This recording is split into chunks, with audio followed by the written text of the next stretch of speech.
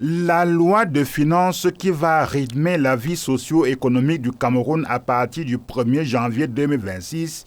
est ambitieuse à plus d'un titre.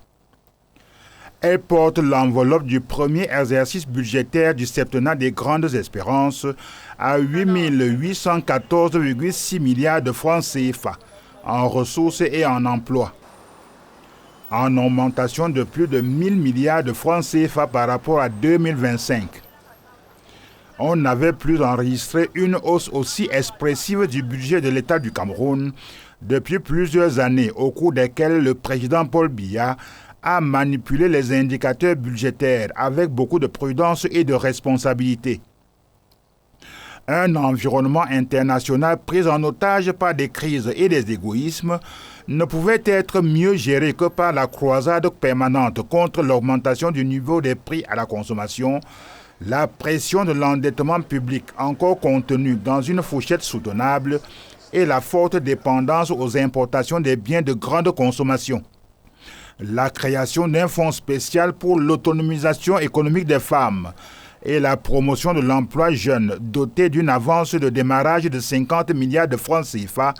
redonne beaucoup d'espoir à ces catégories sociales vulnérables et souvent porteuses de projets qui ne demandent qu'à recevoir encadrement technique et appui financier conséquent.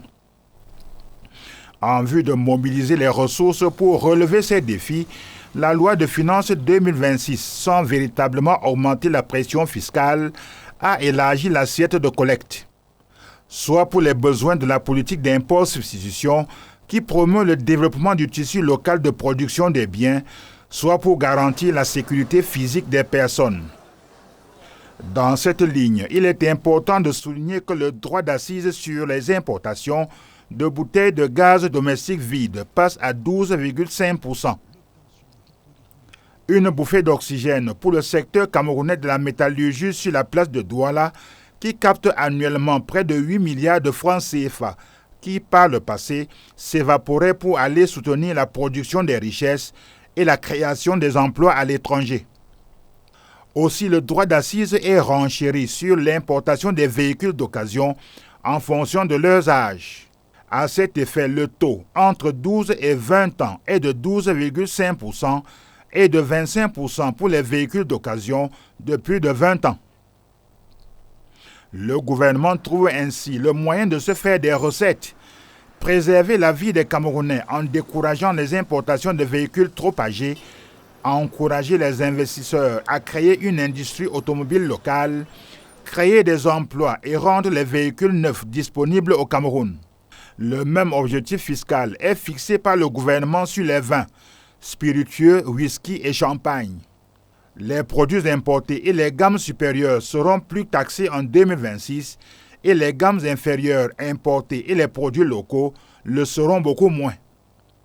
Parce que le septennat des grandes espérances met l'accent sur l'entretien et la construction des routes en 2026, on comprend que le gouvernement camerounais, en cohérence avec la vision déclinée par le président Paul Biya,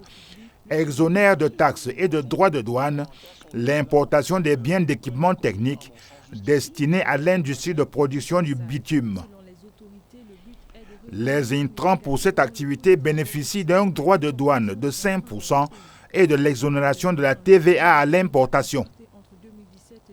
Une belle stratégie pour accélérer le montage de l'usine de production du bitume annoncée en 2026 dans la zone industrielle-portuaire de Kribi et bien d'autres initiatives similaires qui pourraient voir le jour partout au Cameroun,